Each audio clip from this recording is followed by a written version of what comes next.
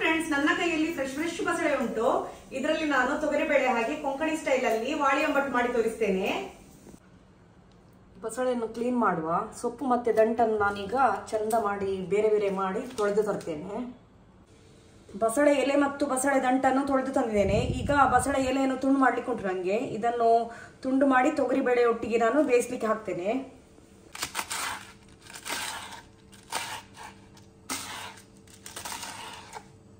ಅರ್ಧ ಕಪ್ ತೊಗರಿಬೇಳೆ ತೊಳೆದಿದ್ದೇನೆ. ಕುಕ್ಕರಲ್ಲಿ ನೀರು ಬಿಸಿಯಾಗಿದೆ. ಈಗ ನಾನು ತೊಗರಿಬೇಳೆ ಹಾಕ್ತಿದ್ದೇನೆ.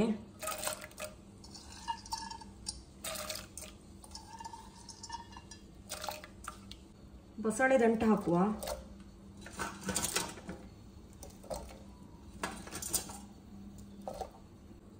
ಬಸಳೆ ಎಲೆ ಹಾಕ್ತಿದ್ದೇನೆ. ಮತ್ತೆ ಇದು ಕೆಳಗೆ ಹೋಗ್ತದೆ. ನಿಮ್ಗೆ ಬೇಕಿದ್ರೆ ಒಂದು ಅರ್ಧ ನೀರುಳ್ಳಿ ಕೊಚ್ಚಲು ಮಾಡಿ ಹಾಕ್ಬೋದು ಬೇಯಿಸುವಾಗ. ಈ ಬಸಳೆಯನ್ನು ಬೇಯಿಸುವಾಗ ನಾನು ಹಾಕುದಿಲ್ಲ. ನಾನು ಮತ್ತೆ ಒಗ್ಗರಣೆಗೆ ಒಂದು ನೀರುಳ್ಳಿ ಹಾಕ್ತಿದ್ದೇನೆ. ಇಲ್ಲದಿದ್ರೆ ಅರ್ಧ ನೀರುಳ್ಳಿ ನಾವು ಈಗ ಬೇಯಿಸುವಾಗ ಹಾಕ್ಬಹುದು. ಅರ್ಧ ನೀರುಳ್ಳಿ ನೀವು ಒಗ್ಗರಣೆಗೆ ಕೊಡಬಹುದು.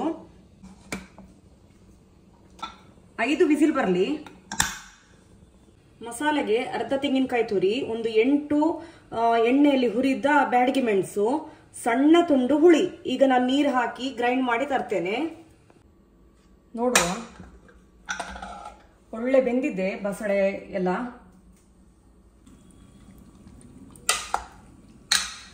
ತೊಗರಿಬೇಳೆ ಸಹ ಒಳ್ಳೆ ಬೆಂದಿದೆ.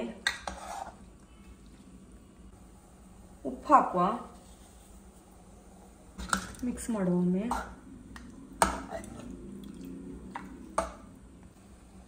ಗ್ರೈಂಡ್ ಮಾಡಿದ ಮಸಾಲೆ ಹಾಕ್ತಿದ್ದೇನೆ.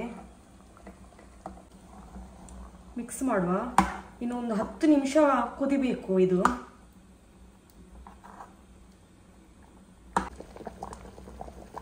ಒಳ್ಳೆ ಕುದಿ ಬರ್ತಾ ಉಂಟು. ಇನ್ನು ಒಗ್ಗರಣೆ ಕೊಟ್ಟರೆ ಆಯ್ತು. ನೀರುಳ್ಳಿ ಒಗ್ಗರಣೆಗೆ 3 ಚಮಚದಷ್ಟು ತೆಂಗಿನೆಣ್ಣೆ ತೆಗೆದುಕೊಂಡಿದ್ದೇನೆ. ಇನ್ನು ನೀರುಳ್ಳಿ ಹಾಕೋ. ಒಂದು ಕೊಚ್ಚಲು ಮಾಡಿದ್ದೇನೆ. ಕಂದು ಬಣ್ಣ ಬರುವವರೆಗೆ ನೀವು ಚಂದ ಮಾಡಿ ಹುರಿಬೇಕಿದನ್ನು. ಇಷ್ಟಾದ್ರೆ ಸಾಕು. ಒಗ್ಗರಣೆ ಕೊಡುವ.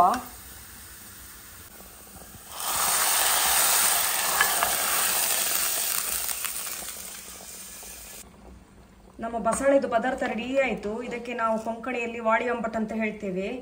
ಇದು ಬೆಳ್ತಿಗೆ ಅನ್ನದೊಟ್ಟಿಗೆ, ಕುಚ್ಚಲಕ್ಕಿ ಅನ್ನದೊಟ್ಟಿಗೆ ಸೂಪರ್ ಆಗಿರ್ತದೆ. ನೀವು ಇದೇ ಥರ ಮಾಡಿ. ನಾನು ಇನ್ನೊಂದು ವಿಡಿಯೋದೊಂದಿಗೆ ನಿಮ್ಮ ಜೊತೆ ಸಿಗ್ತೇನೆ. Bye friends.